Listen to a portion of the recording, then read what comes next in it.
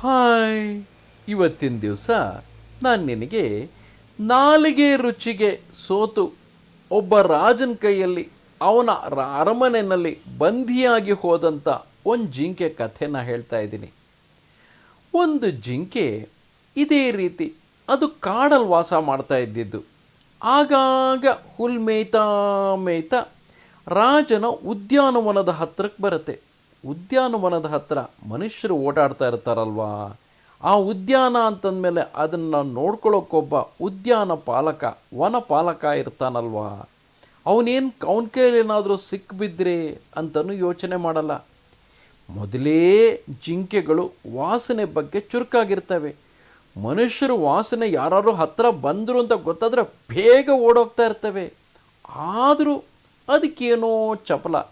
ಆ ಉದ್ಯಾನದ ಹತ್ರ ಒಳ್ಳೆ ಹಸಿರು ಹುಲ್ಲಿರುತ್ತೆ. ಕಾಡಲ್ಲಿ ಬೇಕಾದಷ್ಟು ಜಿಂಕೆಗಳು ಮೇಯ್ತಾ ಇರ್ತವೆ.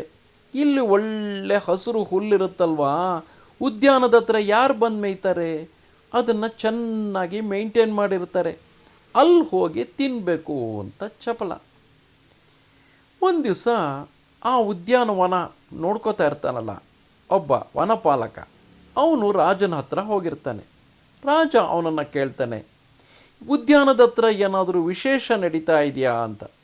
ಅಂಥ ವಿಶೇಷ ಏನೂ ಇಲ್ಲ ಮಹಾರಾಜರೇ, ಆದರೆ ದಿನಾ ಒಂದು ಜಿಂಕೆ ನಮ್ಮ ಈ ಉದ್ಯಾನವನದ ಹತ್ರನೇ ಮೇಯಕ್ಕೆ ಬರುತ್ತೆ. ನನ್ನನ್ನು ನೋಡ್ತಿದ್ದಂಗೆ ಓಡೋಗ್ತಾ ಇದೆ ಅಂತ.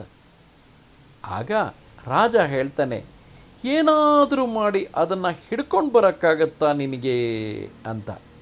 ಈ ರಾಜ ಯಾರೋ ಗೊತ್ತಾ? ಅವನೇ ಬುದ್ಧ ಹಿಂದಿನ ಜನ್ಮದಲ್ಲಿ ಬೋಧಿಸತ್ವನಾಗಿದ್ದಾಗ ಅಲ್ಲಿ ರಾಜನಾಗಿರ್ತಾನೆ. ಅವನಿಗೆ ಈ ಪ್ರಾಣಿನ ಹೇಗೆ ಹಿಡಿತಾನೆ, ಅದು ಮನುಷ್ಯರು ವಾಸನೆ ಕಂಡ್ರೆ ಓಡೋಗುತ್ತೆ, ಅದನ್ನು ಹೇಗೆ ಹಿಡಿತಾನೆ ತಿಳ್ಕೋಬೇಕು ಅಂತ. ಅದಕ್ಕೆ ಆ ವನಪಾಲಕಂಗೆ ಅದನ್ನು ಹಿಡ್ಕೊಂಡು ಬಾ ಅಂತಾನೆ. ಆಗ ಅವನು ಹೇಳ್ತಾನೆ, ಮಹಾರಾಜರೇ, ನನಗೆ ಒಂದು ತಪ್ಪಲೆ ಜೇನುತುಪ್ಪ ಕೊಡಿಸ್ತೀರಾ?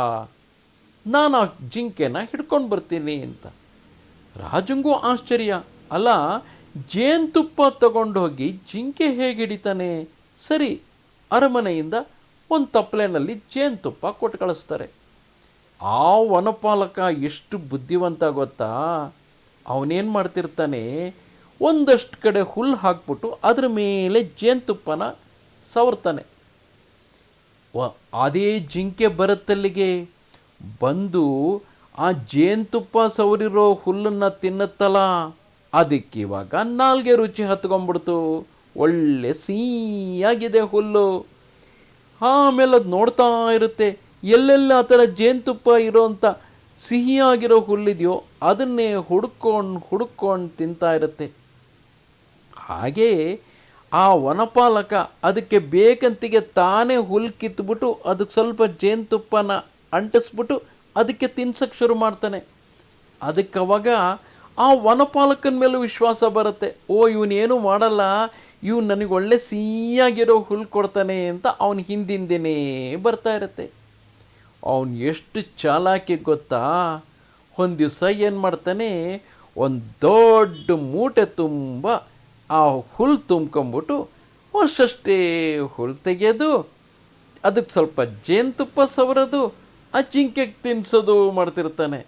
ಜಿಂಕೆಗೇನು ಗೊತ್ತು, ಅದು ಒಳ್ಳೆ ಸಿಹಿಯಾಗಿ ಜೇನುತುಪ್ಪ ಸವರಿರೋ ಹುಲ್ಲು ಸಿಗ್ತಾ ಇದೆಯಲ್ಲ ಅಂತ ಅವನ ಜೊತೆಗೇನೆ ಅವನು ತಿನ್ನಿಸ್ತಾ ಇರೋ ಹುಲ್ಲನ್ನೇ ತಿನ್ಕೊಂಡು ಅವನ ಹಿಂದೆ ಹಿಂದೆ ಹಿಂದೆ ಹೋಗುತ್ತೆ. ನೋಡ್ದ್ಯಾ, ಒಂದ್ಸರಿ ಏನಾದರೂ ನಾಲ್ಗೆ ರುಚಿ ಹತ್ಬಿಡ್ತು ಅಂತಂದರೆ ಮತ್ತೆ ಮತ್ತೆ ತಿನ್ನಬೇಕು ಅಂತ ಅನಿಸುತ್ತೆ.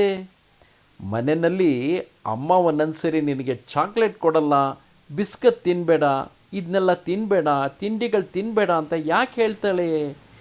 ಯಾಕೆ ಅಂದರೆ ಒಂದ್ಸಲಿ ನಮಗೆ ನಾಲ್ಗೆ ರುಚಿ ಹತ್ತು ಅಂತಂದರೆ ಎಷ್ಟು ತಿಂದರೂ ಸಾಕಾಗಲ್ಲ, ಇನ್ನೂ ತಿನ್ನಬೇಕು ಅಂತ ಅನ್ನಿಸ್ತಾ ಇರುತ್ತೆ.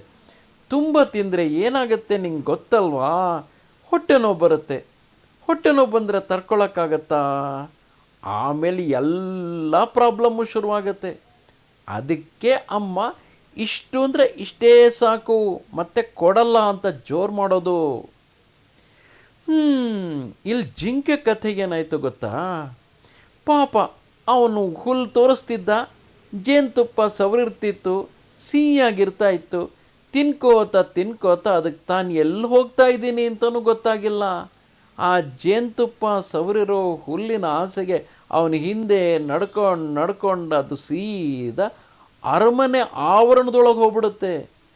ಜಿಂಕೆ ಒಳಗೆ ಬಂದಿದ್ದು ನೋಡ್ತಿದ್ದಂಗೆ ಅಲ್ಲಿದ್ದ ಕಾವಲ್ಗಾರ ಟ್ಯಾಪ್ ಅಂತ ಬಾಗಿಲು ಮುಚ್ಚಿಬಿಡ್ತಾರೆ. ಆವಾಗ ಅದಕ್ಕೆ ಗೊತ್ತಾಗತ್ತೆ, ಅಯ್ಯಯ್ಯೋ ನಾನು ಸಿಕ್ಕಾಕೊಂಡ್ಬಿಟ್ಟೆ, ಈಗ ಹೆಂಗೆ ಹೊರಗೆ ಓಡೋದು ಅಂತ. ಅಲ್ಲೇ ಅರಮನೆ ಆವರಣದಲ್ಲೇ ಈ ಕಡೆಗೆ ಆ ಕಡೆ ಈ ಕಡೆ ಆ ಕಡೆ ಎಲ್ಲ ಕಡೆ ಓಡುತ್ತೆ. ಎಲ್ಲಿ ಓಡಿದ್ರೇನು? ಅದರಿಂದ ಹೊರಗಡೆ ಬರೋಕ್ಕಂತೂ ಆಗಲ್ವಾ? ದೊಡ್ಡ 10 ಅಡಿ ಎತ್ತರದ ಕಾಂಪೌಂಡ್ ಇರುತ್ತೆ, ಅದನ್ನು ದಾಟ್ಕೊಂಡು ಹೆಂಗೆ ಹೋಗುತ್ತೆ? ಪಾಪ ಆ ರಾಜನ ಅರಮನೆ ಆವರಣದಲ್ಲೇ ಬಂದಿ ಆಗ್ಬಿಡುತ್ತೆ. ಅದ್ರ ಕೊರಳಿಗೊಂದು ಹಗ್ಗ ಕಟ್ಟಿ ಅಲ್ಲೊಂದು ಕಡೆ ಕಟ್ ಹಾಕ್ಬಿಡ್ತಾರೆ. ಆಗ ರಾಜ ಹೇಳ್ತಾನೆ, ನೋಡಿದ್ರಾ, ಅಧಿಕಾರದ ಆಸೆ, ಹಣದ ಆಸೆ ಎಲ್ಲ ಏನೂ ಇಲ್ಲ, ನಾಲ್ಗೆ ರುಚಿ ಇದೆಯಲ್ಲ, ಆ ನಾಲ್ಗೆ ರುಚಿಗೋಸ್ಕರ ಬಂದ್ಬಿಟ್ಟಿಲ್ಲ ನಮ್ಮ ಜೊತೆ ಸಿಕ್ಕಾಕ್ಕೊಂತು ಈ ಜಿಂಕೆ. ಅದಕ್ಕೇ ನಾಲ್ಗೆ ಮೇಲೆ ಯಾವಾಗಲೂ ಕಡಿವಾಣ ಇರಬೇಕು. ಏನು ತಿಂದ್ರೂ ತಿನ್ನೋದು ತಪ್ಪಲ್ಲ, ಆದರೆ ನಾಲ್ಗೆ ರುಚಿಯಿಂದಾಗಿ ಪದೇ ಪದೇ ತಿನ್ನೋದ್ರಿಂದ ಸಮಸ್ಯೆ ಆಗೇ ಆಗತ್ತೆ. ಅದಕ್ಕೆ ಎಚ್ಚರದಿಂದ ಇರಬೇಕು, ಎಷ್ಟು ಬೇಕೋ ಅಷ್ಟೇ ತಿನ್ನಬೇಕು ಅಲ್ವಾ?